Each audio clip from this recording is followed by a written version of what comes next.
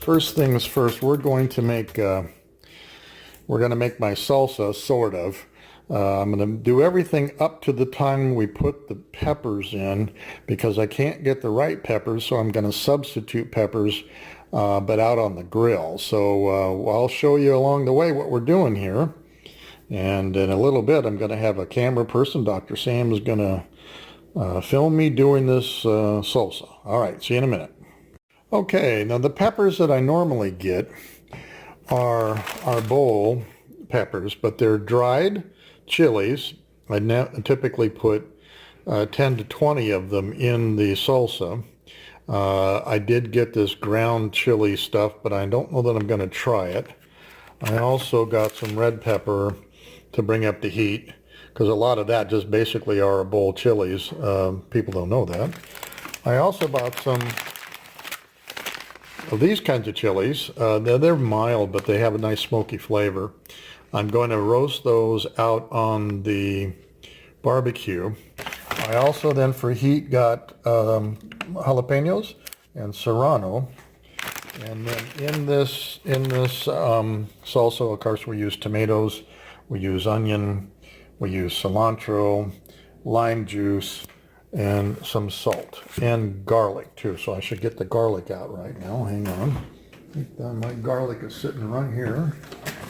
So we got all the ingredients here. And peeled garlic. Now I usually do, say, 10 cloves of garlic in the salsa. So the tomatoes, the garlic, the cilantro, the onion, the limes. I'm actually going to cut the limes and do them on the barbecue. I'm going to try that since I have to alter this so slightly. Normally you wouldn't. What you do is you take our bowl chilies, the little dried dudes, they're about yay long, take 10 to 20 of those, wrap them in aluminum foil and put them out on the barbecue until gas comes off of them.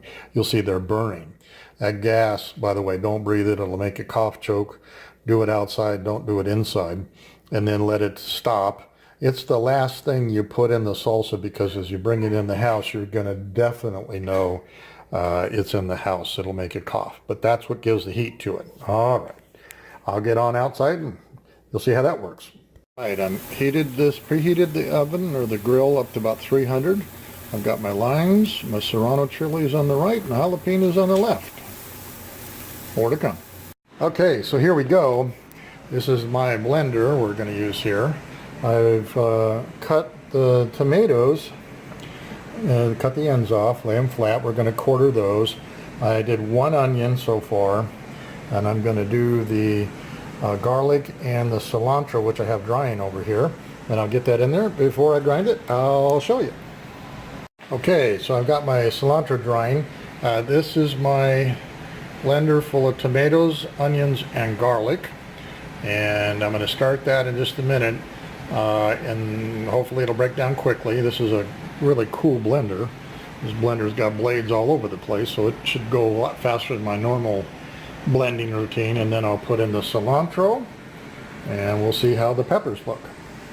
Okay, so here's my barbecue, and there are my next remaining pieces of items to go into the blender, and I'm going to put them in with some salt, and we'll see the heat content, see where we're at. All right, finished chili, a little on the darker side than I usually do, but good flavor. Added some salt, some more limes, and to taste, and ended up with 4 jalapeno chilies, 2 serrano chilies, and the dried Pasilla,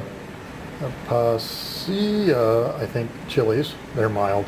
Those are the ones that got it such a dark color, but good taste. Still better with our bowl chilies, but there you go, not bad.